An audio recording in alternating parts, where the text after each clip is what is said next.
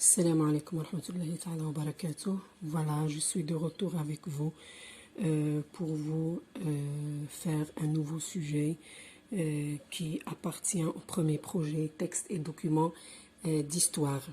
Voilà, aujourd'hui, on va parler d'une période d'histoire de l'Algérie qui est la période de la résistance coloniale, la résistance au colonialisme. Notre texte est intitulé « La bravoure face à la barbarie coloniale ».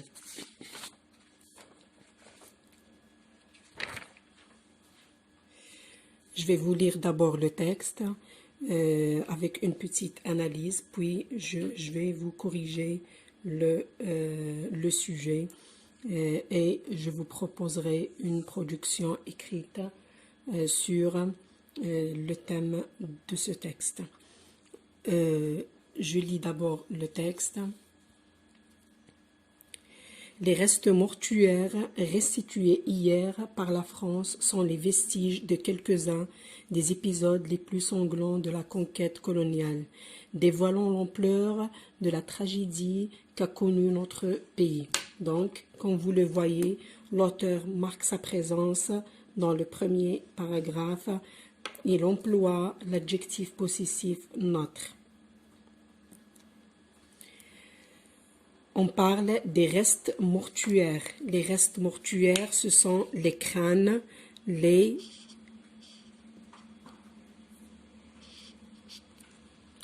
Donc ici, nous avons les restes mortuaires.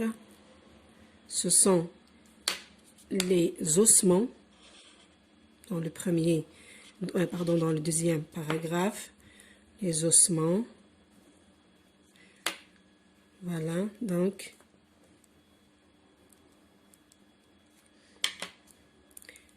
qui veut dire les crânes des Algériens qui se trouvent dans le musée de l'Homme à Paris. Donc, les restes mortuaires restitués hier. Nous avons ici un indicateur de temps. Par la France sont les vestiges de quelques-uns des épisodes les plus sanglants. Épisode, c'est période. L'épisode, c'est la période. C'est l'époque. C'est l'ère. C'est une durée de temps. Une durée de temps. Les plus sanglants. Des épisodes les plus sanglants. Sanglant, ça vient du sang. Ça veut dire meurtrière. De la conquête coloniale. On parle de l'intrusion des Français en Algérie. Dévoilant l'ampleur de la tragédie qu'a connu notre pays. Deuxième paragraphe. Parmi les ossements conservés plus de 170 ans. Donc ces ossements, ces restes mortuaires, ces crânes ont resté plus de 70 ans dans les réserves du musée de l'Homme en France. Figurent notamment, surtout, les crânes des icônes de la résistance populaire contre le joug colonial. Donc, se trouvent aussi, surtout, les crânes des icônes de la résistance. Les icônes, ça veut dire les chefs de la résistance populaire algérienne contre le colonialisme. À l'instar de Mohamed Lemjed Ben Abdelmalek dit Cherif Boubrela. Donc, l'Algérie a récupéré la tête ou le crâne de Cherif Boubrela. Elle a récupéré aussi la tête de Cheikh Bouziane. Deuxième crâne. Elle a récupéré aussi la tête de Moussa Darqawi, qui est le conseiller militaire, et même d'autres crânes, d'autres personnalités que l'auteur n'a pas citées dans le texte.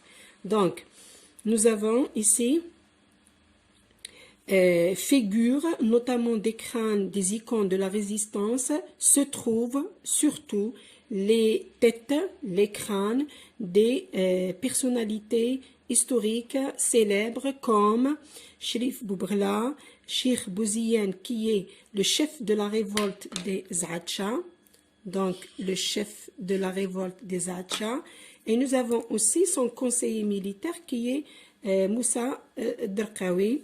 Je passe au troisième paragraphe. Dans son livre « La guerre et le gouvernement de l'Algérie », le journaliste Louis de Badzicourt racontera en 1853. Ce journaliste a écrit en 1853, en parlant de la résistance algérienne. Nous avons ici, vers 9h30, ici ce sont les paroles du journaliste, vers 9h30, le 26 novembre 1849, donc la résistance des Zaatcha a débuté en 1849. La révolte des Zaatcha. La tête du Cheikh Bouziane, celle de son fils El-Hassan et celle de Moussa Derkaoui. Donc nous avons trois têtes. La tête de numéro 1, Cheikh Bouziane, numéro 2, son fils El-Hassan, et numéro 3 de son conseiller militaire, c'est Moussa Derkaoui, sont placés au bout de 3 pics. Ça veut dire, ces personnes-là, on a décapité les têtes de ces 3 personnalités, puis la France a placé ces 3 têtes sur 3 pics, sur 3 poteaux, un instant avant qu'on le fusille. Un soldat l'ayant bousculé un peu, rudement, fortement, avec la crosse de son fusil. El-Hassan, qui est le fils de Bouziane, dit. Donc nous avons ici la parole du fils de Bouziane est rapportée par le journaliste Louis de Badzicourt. Qu'est-ce qu'il dit? Je renvoie à Al-Hassan, donc le je renvoie à Al-Hassan, je suis le fils de Bouziane.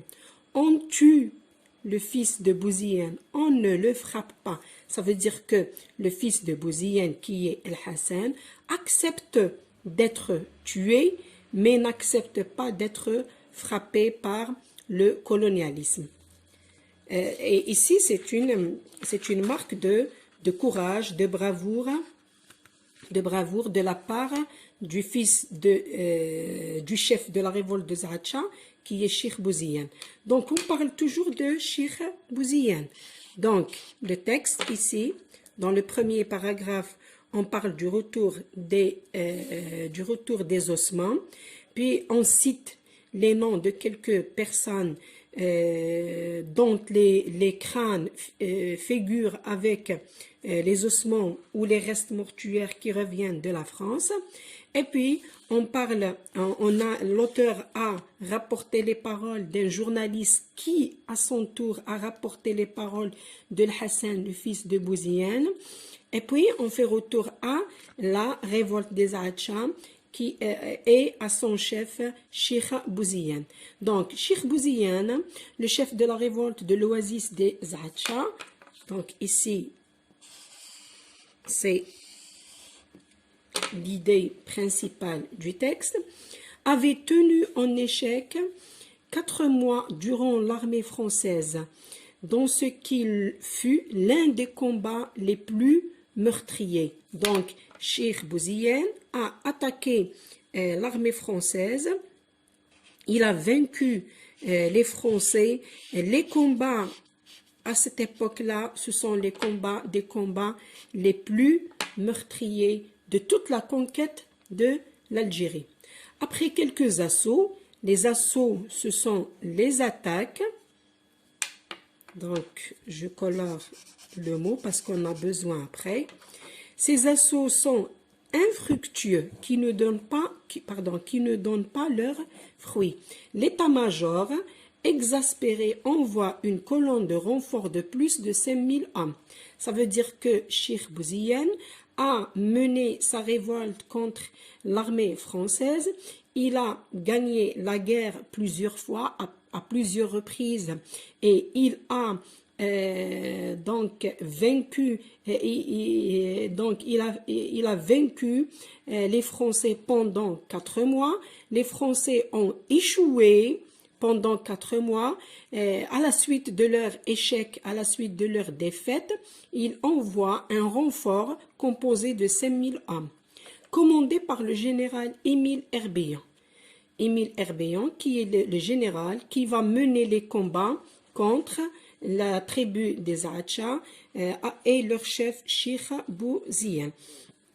Donc, selon l'aveu même des militaires et des journalistes français de cette époque, la résistance algérienne était d'une ampleur et d'une efficacité exceptionnelle.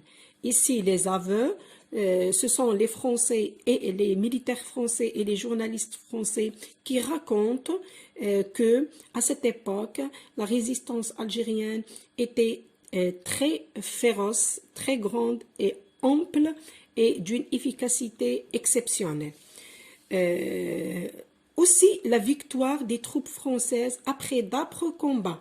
Les Français n'arrivent pas à gagner contre les Acha que après d'âpres combats, des combats très forts.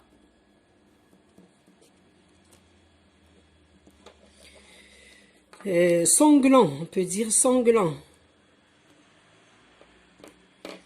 Donna-t-elle le signal d'un massacre général? Donc, après 4 mois de résistance, les Français envoient 5000 hommes pour mater la tribu des Acha et pour mettre fin à la révolte de Cheikh Bouziane. Après des combats très forts, sanglants, les Français procèdent au massacre général. Les Français vont massacrer les Algériens ou la tribu des Acha. Nous avons 2 points.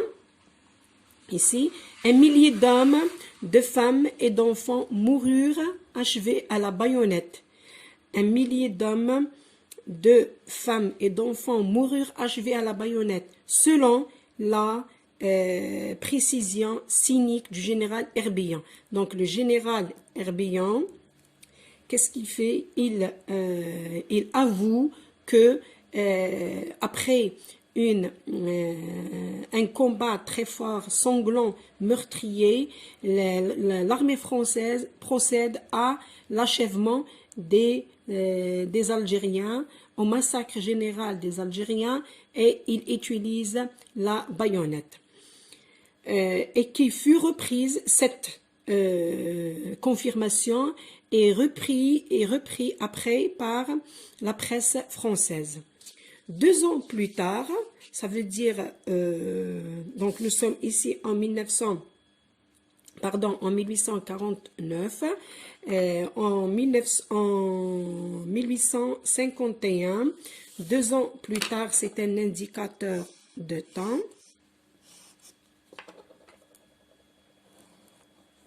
qui remplace 1851, Charles Bourseul, un ancien officier ayant participé à l'assaut, on a dit avant l'assaut c'est l'attaque,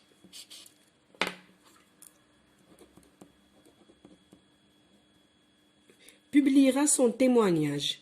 Donc, celui-là, cette personnalité ou cette personne a participé aux attaques contre la tribu des Acha, et après il va publier ses aveux ou ses témoignages. Les terrasses sont partout envahies. Ça veut dire que tellement le nombre des soldats français est grand, ils vont envahir toutes les terrasses, toutes les maisons de la tribu des Acha. Des feux de peloton couchent sur le sol tous les groupes d'Arabes que l'on rencontre. Donc les combats sont atroces, sont féroces. Les Français utilisent des feux de peloton et ces feux, ils tuent tous les groupes d'Arabes que l'on rencontre. Tout ce qui reste debout dans ces groupes tombe immédiatement sous la baïonnette. Donc, ce qui n'est pas atteint par le feu périt par le fer. Donc, cette phrase montre la sauvagerie, la férocité de l'armée française face aux Algériens désarmés, peut-être les civils. Pas un seul des défenseurs. Les défenseurs, c'est Cheikh Bouziyane et ses hommes. Ce sont les résistants. Donc, pas un seul des défenseurs de Zahra Shah ne cherche son salut dans la fuite. Même s'il cherche à s'enfuir, on le tue. Pas un seul n'implore la pitié du vainqueur. Ça veut dire que le vainqueur ici, c'est le colonialisme. C'est l'armée française. Le vainqueur, c'est l'armée.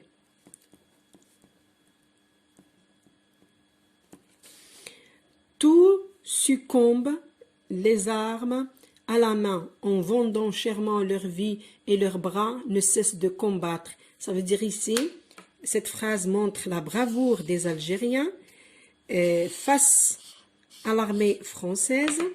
Ici, c'est la bravoure des Algériens.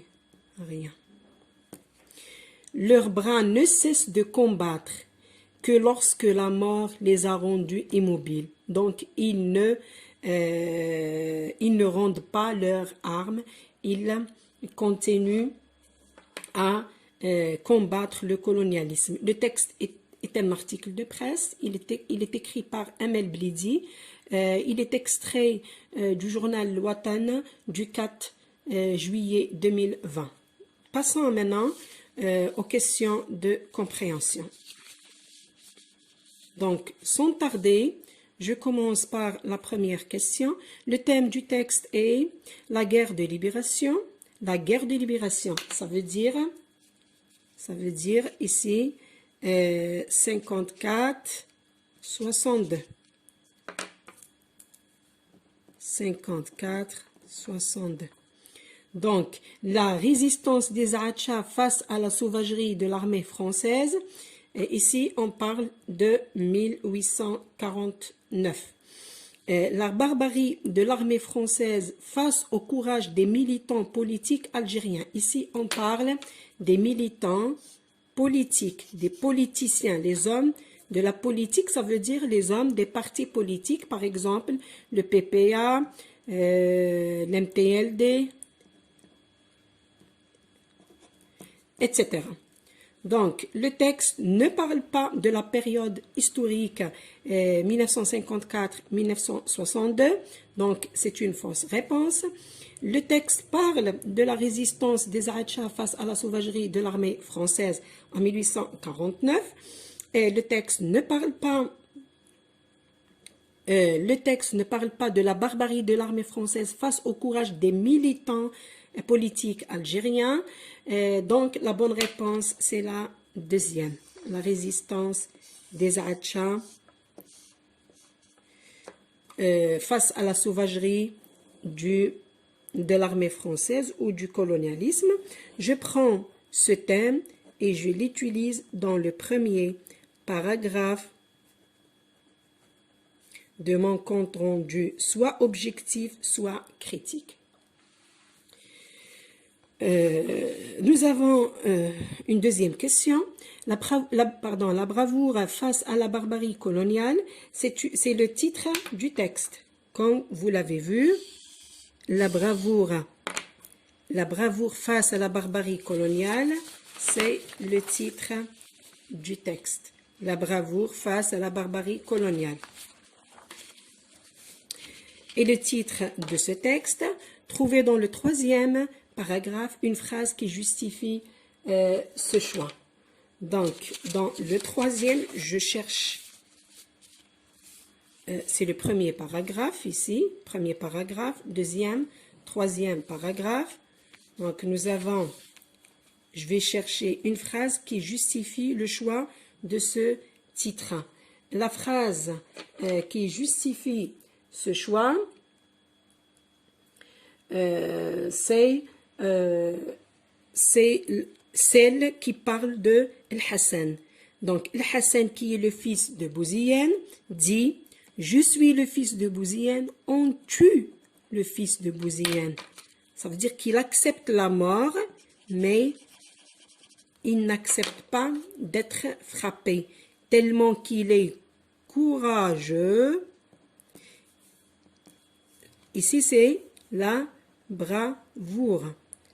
Donc, cette phrase montre le courage des Algériens face à la barbarie des Français. Où est la barbarie? C'est les têtes de Cheikh Bouziyane, de son fils Hassan et de Si Moussa Darqawi qui sont placées au bout de 3 pics. Et elles sont décapitées, coupées, les têtes, et placées sur les pics et exposées à la population pour semer la terreur, pour semer la peur. Question suivante, c'est la 3e. Relevez dans le texte 4 termes ou expressions relatifs à l'insurrection. L'insurrection, c'est la guerre, ou bien le combat aussi. Combat, on peut dire c'est la bataille ici. Donc, c'est la bataille. Voilà, donc les mots, le texte est plein de mots. Je peux prendre, par exemple, joug colonial. Dans le... Quel paragraphe? Le joug colonial, là, ici, normalement. Voilà, donc, nous avons joug colonial. Nous avons aussi sanglant. Nous avons, je peux prendre armée française. Nous avons armée française. Nous avons assaut, les assauts.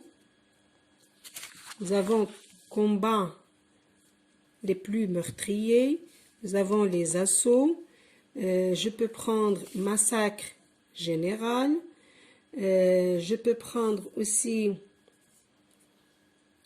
le soldat. Voilà, nous avons soldat ici. Je peux prendre soldat. Décapité, l'armée française, etc. Donc, question suivante. Trouvez dans le texte, 4e, trouvez dans le texte une phrase qui montre l'atrocité du combat contre la tribu des Zaacha. L'atrocité des combats, c'est la férocité. Donc, l'atrocité, c'est la férocité. Donc, je cherche dans le texte des phrases qui montrent l'atrocité. Donc, on va trouver cette réponse dans le dernier paragraphe. C'est le combat le plus meurtrier. Une minute. Donc, nous avons la réponse est là. Des combats les plus meurtriers de la conquête. Dans le 4e paragraphe, des combats les plus meurtriers de la conquête de l'Algérie. Bon, je peux commencer. Cheikh Bouziyane, le chef de la révolte de l'Oasis des Zaacha, avait tenu un échec 4 mois durant l'armée française dans ce qui fut l'un des combats les plus meurtriers de la conquête de l'Algérie. Comme première phrase. Comme deuxième phrase, je vais au dernier paragraphe. Je trouve ici des feux de peloton couchent sur le sol tous les groupes d'Arabes que l'on rencontre. On peut ajouter tout ce qui reste debout dans ces groupes tombe immédiatement sous la baïonnette Et on peut ajouter une autre phrase, ce qui n'est pas atteint par le feu périt par le fer. Donc, ce sont des phrases qui montrent que le combat était féroce contre le colonialisme, contre, la révolte des Zaracha. Question 5, la cinquième. Selon l'auteur, les résistants algériens de la tribu des Zaracha étaient braves. Justifiez cette confirmation par une phrase prise du texte. Selon l'auteur, les résistants, on parle des résistants algériens, ça veut dire les hommes de la tribu des Zaracha, les hommes donc de Cheikh Bouziane. Étaient braves. Justifie cette confirmation par une phrase prise du texte. C'est la dernière phrase du texte. Leurs bras des combattants algériens. Donc, leurs bras ne cessent de combattre. Cesser, c'est arrêter. De combattre que lorsque la mort les a rendus immobiles. Question 6, la sixième, c'est le discours indirect. Donc, le sujet nous propose une phrase au discours direct. Le fils de Bouziane, je suis le fils de Bouziane, on tue le fils de Bouziane. Donc, cette phrase se compose de la phrase introductive qui contient le fils de Bouziane, sujet, dit verbe, il est au présent. Ponctuation, nous avons 2 points, guillemets. La phrase est déclarative. Je suis le fils de Bouziane. Le je renvoie à celui qui parle dans la phrase introductive. Le verbe suis, c'est le verbe être au présent de l'indicatif. Nous avons 2 phrases. La première, je suis le fils de Bouziane, virgule. La deuxième, on tue le fils de Bouziane. On, c'est le sujet. Tu, c'est le verbe tuer au présent de l'indicatif. Donc, la question nous demande de réécrire la phrase en la commençant ainsi. Le fils de Bouziane dit que. Le que, c'est le mot de liaison que j'utilise pour remplacer la ponctuation. Donc, c'est la phrase déclarative. Je supprime les 2 points et les guillemets et j'utilise le que pour relier la phrase de la parole introductive aux phrases de la parole. Donc, ici, celui qui parle dans cette phrase, c'est le fils de Bouziane. À l'intérieur, dans la parole, c'est le fils de Bouziane. À l'extérieur, c'est l'auteur. Donc, ici, le fils de Bouziane dit il remplace le je, j'efface le e, qu'il est présent de l'indicatif du verbe être. Le temps du verbe ne change pas parce que le verbe introducteur est au présent, parce que la règle dit si le verbe introducteur est au présent, les temps de la parole ne changent pas. Donc, qu'il est le fils de Bouziane. Première phrase. Ici, normalement, si nous sommes au discours direct, j'utilise une virgule. Nous sommes au discours indirect, j'ajoute le « et », conjonction de coordination qui sert à faire une addition, un rajout, et j'ajoute le mot de liaison une autre fois, que le « on » ne change pas, j'efface le « e » du mot de liaison, je le remplace par l'apostrophe, je garde le pronom indéfini, je garde le verbe tel qu'il est, le présent, ce verbe est au présent de l'indicatif, il n'y aura pas de changement parce que le verbe de la phrase introductive est au présent, qu'on tue le fils de Bouziane. Donc, le résultat, le fils de Bouzien dit qu'il est le fils de Bouzien et qu'on tue le fils de Bouzien. Donc, et quand. Les changements sont, voilà, nous avons le pronom il à la place du je. Nous avons le est présent de l'indicatif du verbe être à la place de suis. Nous avons le et que à la place de la virgule et le en ne change pas, le temps du verbe ne change pas. Voilà les modifications lors du passage du style direct au style indirect. Question 7. À qui et à quoi renvoient les mots en gras dans le texte? Les mots que nous avons sont notre, celle et qui. Pour répondre à cette question, vous devez faire retour au texte. Le premier mot est dans le premier paragraphe, le deuxième est dans le troisième et le qui dans le cinquième paragraphe.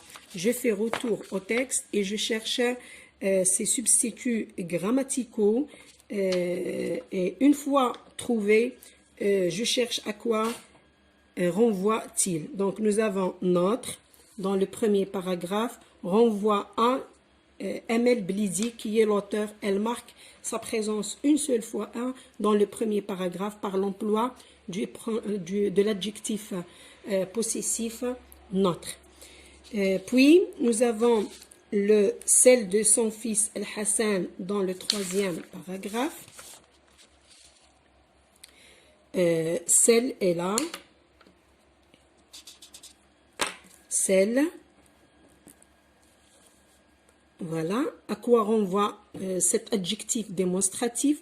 Renvoie à la tête. Donc, la tête du Cheikh Bouzien, celle de son fils El-Hassan. Ici, je remplace celle par la tête pour obtenir la phrase suivante. La tête du Cheikh Bouzien, la tête de son fils El-Hassan. Donc, celle, adjectif démonstratif utilisé pour éviter la répétition à la place du groupe nominal la tête. Passons maintenant au qui, dans le cinquième paragraphe.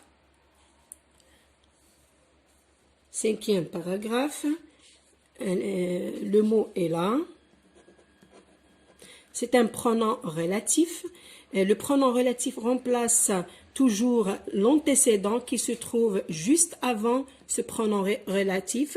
Donc, c'est la précision scénique du général Herbéan. Donc, le qui renvoie à la précision scénique du général Herbéan. Huitième question.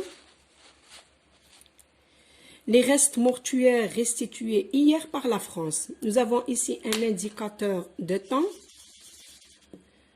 Les restes mortuaires restitués hier par la France. Cette phrase existe dans le premier paragraphe. C'est la première phrase. C'est la première phrase. Les restes mortuaires restitués hier. Hier, par rapport à la date, Emel Blidi a écrit le texte le 4 juillet 2020. Donc, hier, c'est le 3 juillet 2020. Je cherche la réponse. Le mot souligné renvoie à le retour des ossements des icônes de la résistance algérienne, la décapitation de la tête de Cheikh Bouzien et son fils Hassan, soulèvement de la tribu des Zaatcha. Donc, ici, décapitation, c'est lorsqu'on a coupé la tête de Cheikh Bouzien. Donc, c'est en 1849. Le soulèvement de la tribu des Zaatcha, c'est toujours en 1849. Hier renvoie au retour des ossements, ça veut dire des crânes des icônes de la résistance algérienne. C'est le 3 juillet 2020. C'est la bonne réponse. Je passe maintenant à la 9e question. Selon l'auteur, Cheikh Bouzien a mené un combat sans exemple trouvez dans le texte les 3 phrases qui le montrent. Selon l'auteur, Cheikh Bouziyane a mené un combat sans exemple. Je vais chercher la réponse de cette question qui montre que Cheikh Bouziyane a fait un combat pendant la résistance algérienne et ce combat est sans exemple. Donc, je peux prendre la phrase suivante. Après, voilà, c'est dans ce paragraphe. Donc, Cheikh Bouziyane, le chef de la révolte de l'Oasis des Aratcha, avait tenu un échec 4 mois durant l'armée française dans ce qui fut l'un des combats les plus meurtriers de la conquête de l'Algérie, après quelques assauts infructueux. Ça veut dire les assauts, les attaques des Français. Après quelques assauts infructueux, la France n'a pas pu mater d'un seul coup la révolte de Cheikh Bouziyane. Nous avons aussi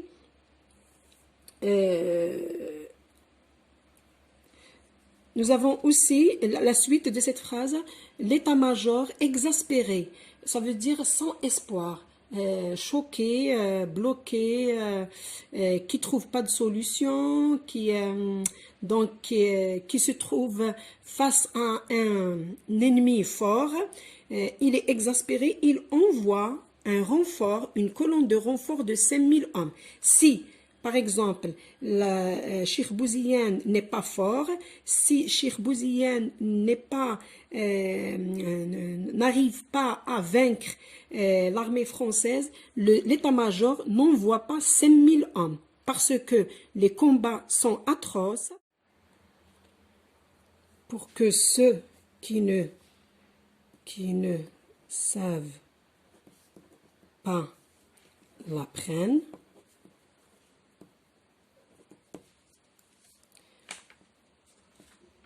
j'ai 2 raisons. Si j'ai d'autres arguments, j'ajoute. Si je n'ai pas d'autres arguments, je me satisfais à ces 2 arguments et j'ajoute les articulateurs. D'une part, ici, virgule, pour que nul n'oublie, d'autre part, pour que ceux qui ne savent pas l'apprennent. Je peux ajouter un 3e argument pour garder dans la mémoire, pour commémorer l'événement, pour connaître le vrai visage, donc pour commémorer, pour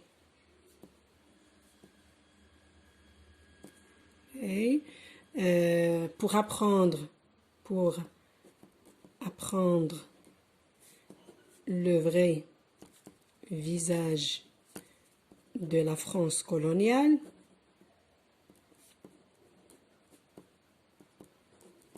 etc.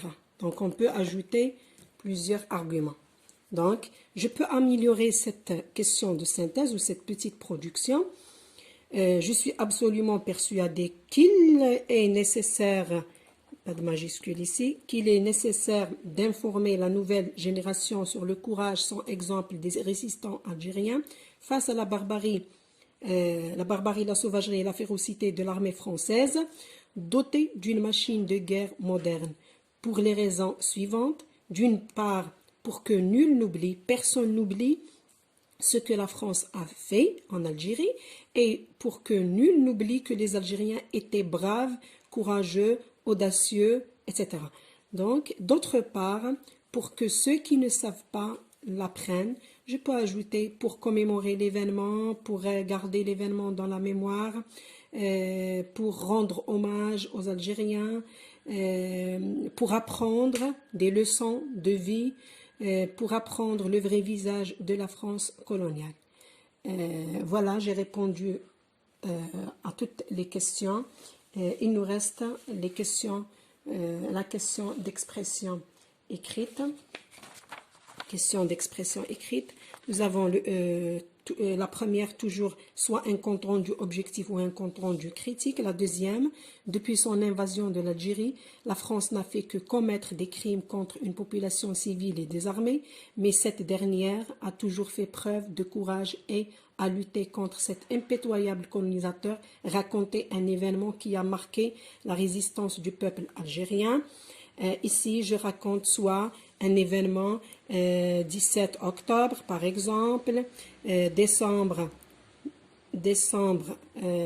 60, 17 octobre 61, le 8 mai 45, 20 août 55, 20 août 56, 1er novembre, et moi j'ai choisi le 20 août 55, les offensives donc sur le nord constantinois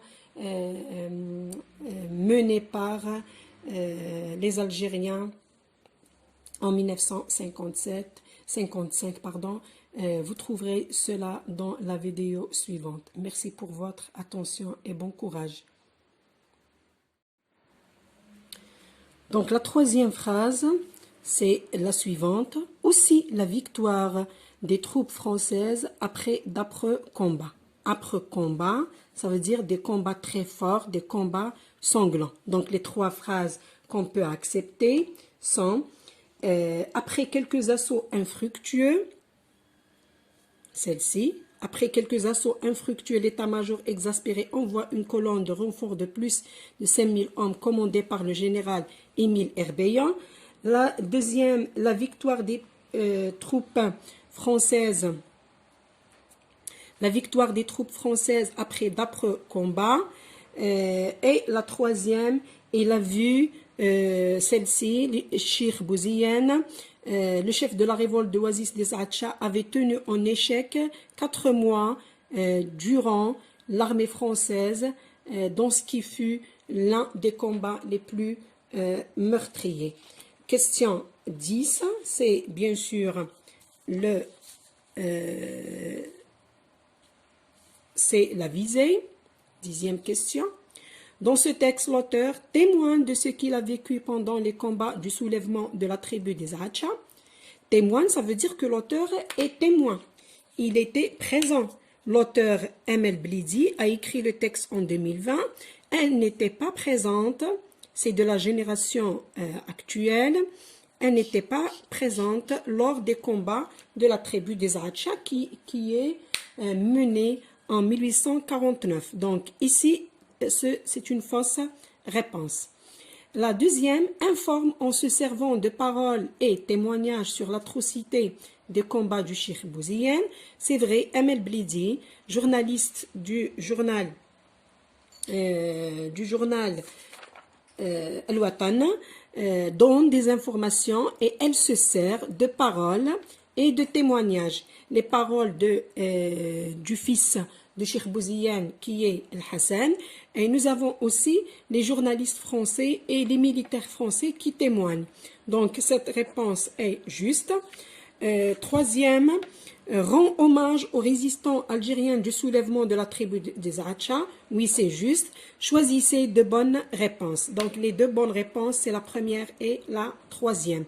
Je garde ces bonnes réponses et j'utilise, ce sont des idées du texte que je vais utiliser dans mon compte rendu objectif ou bien critique.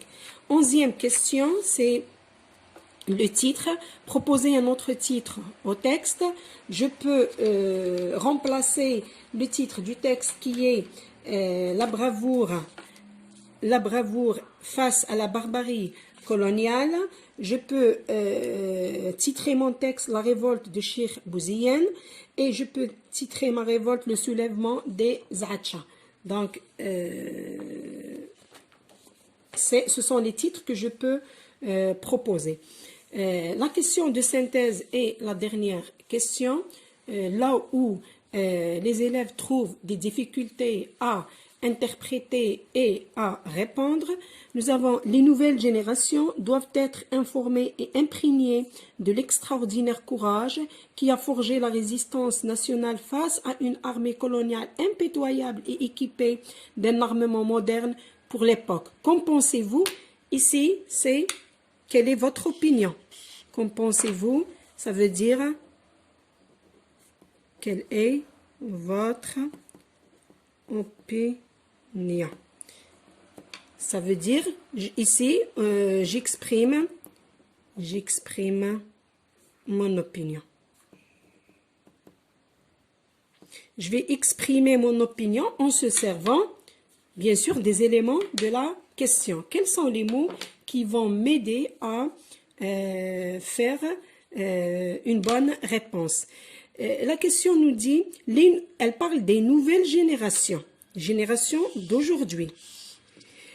Doivent, c'est le verbe devoir. Ici, c'est la modalité de l'obligation. Doivent être informés. Donc, il faut leur donner l'information. Doivent être informés et même imprégnés de quoi? De l'extraordinaire courage qui a forgé la résistance nationale. Donc la résistance algérienne est marquée par un courage sans exemple. Nous devons leur donner l'information. Face à une armée coloniale impitoyable, nous leur donnons cette information aussi. Les Français n'étaient pas pacifiques, ils étaient criminels, sauvages, barbares, impitoyables et équipés même d'un armement moderne. À l'époque, les Algériens n'avaient pas, les Algériens de la résistance n'avaient pas un armement moderne face à la machine de guerre française. Qu'en pensez-vous? Est-ce que j'informe la nouvelle génération? Est-ce que je parle du courage? Est-ce que nous devons informer la nouvelle génération sur le courage et sur la barbarie des Français? Bien sûr que oui. Donc, pour que personne n'oublie, pour que... donc, je dis certes dans ma réponse. Je peux répondre ainsi.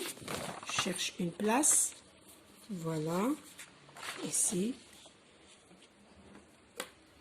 Certes, virgule.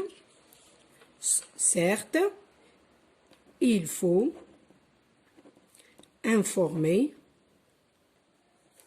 la nouvelle génération sur le courage sans exemple des résistants algériens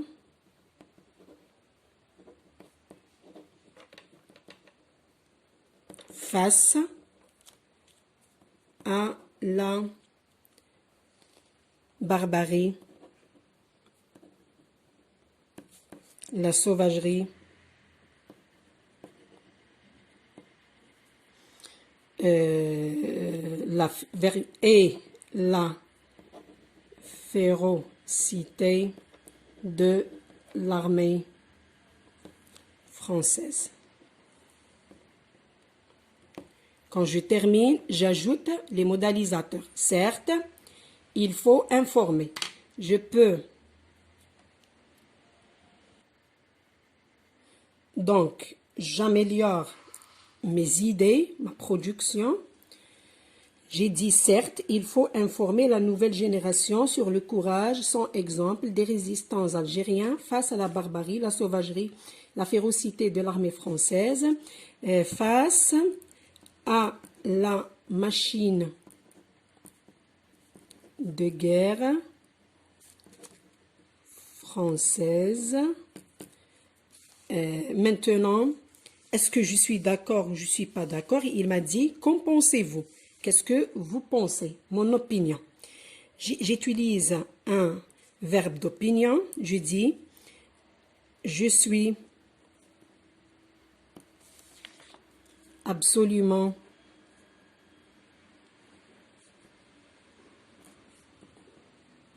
persuadé qu'il faut, je peux remplacer faut par nécessaire, qu'il est nécessaire d'informer, pardon, ici, d'informer la nouvelle,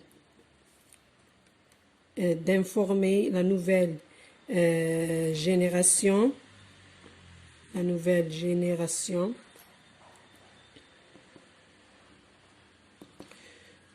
sur le courage. Comment est le courage? Le courage est sans exemple. Le courage sans exemple. De qui? Des résistants algériens face à la barbarie, la sauvagerie et la férocité de l'armée française,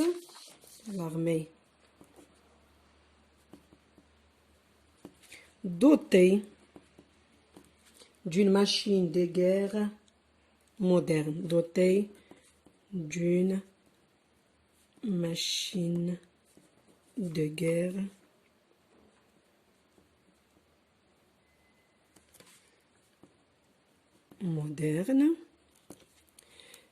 jusqu'à présent, j'ai exprimé mon opinion, mais je n'ai pas donné mes arguments. Pour les raisons suivantes.